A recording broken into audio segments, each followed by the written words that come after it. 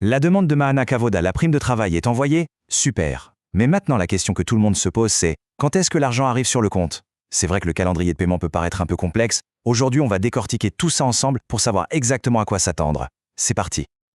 Voilà la fameuse question. Et la réponse? Eh bien, elle n'est pas la même pour tout le monde. En fait, tout dépend du statut. Est-on salarié ou indépendant? Pas de panique, on va regarder chaque cas de figure pour y voir beaucoup plus clair. Allez, on commence avec le cas des salariés. Pour eux, la règle d'or est plutôt simple. Tout est une question de timing. C'est la date à laquelle la demande est faite qui va déterminer non seulement quand on reçoit l'argent, mais aussi en combien de fois. Juste une petite précision avant d'aller plus loin, les dates qu'on va voir ici sont juste un exemple pour bien illustrer le système. Les années changent bien sûr, mais la logique, elle, reste exactement la même. Et c'est ça qui est important à comprendre.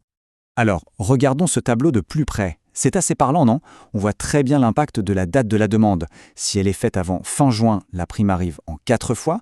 Si on attend fin septembre, ça passe à 3 versements. Et si on pousse jusqu'à fin novembre, on n'en a plus que 2.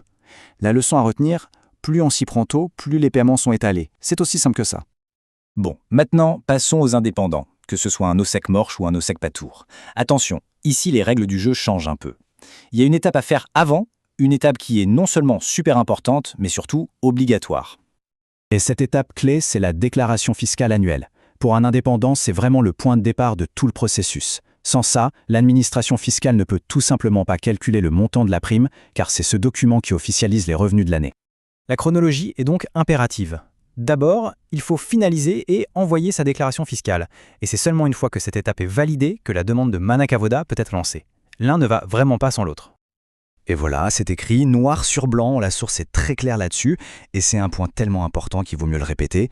Pour un indépendant, ou même si le conjoint est indépendant, la déclaration fiscale passe toujours en premier. C'est non négociable, sinon le dossier reste bloqué.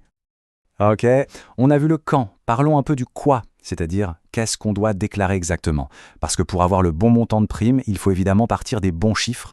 En fait, c'est très logique. Pour un salarié, on se base sur le salaire brut annuel total. Pour un indépendant, on prend le bénéfice brut imposable. Et pour ceux qui cumulent les deux statuts, eh bien c'est simple, on additionne les deux, le salaire brut d'un côté et le bénéfice brut de l'autre. Bon, on a vu pas mal d'informations. Alors, pour être sûr que tout soit bien en place, on va résumer les points les plus importants à garder en tête. Alors voilà les 4 points clés. Premièrement, le statut, salarié ou indépendant, change toute la procédure. Deuxièmement, pour les salariés, la date de la demande, c'est le nerf de la guerre. Troisièmement, pour les indépendants, la déclaration fiscale d'abord, toujours. Et enfin, quatrièmement, il faut bien utiliser les bons revenus, le brut pour les salaires, le bénéfice brut pour les indépendants. Et pour finir, une dernière question qui ouvre une autre porte. Est-ce que tout le monde touche le même montant? La réponse est non. Parce qu'au-delà des revenus et du calendrier, il y a d'autres facteurs qui entrent en jeu, comme l'âge ou le nombre d'enfants. Ça prouve bien que le Mahanakavoda, c'est plus qu'une simple question de travail, c'est aussi une question de situation personnelle.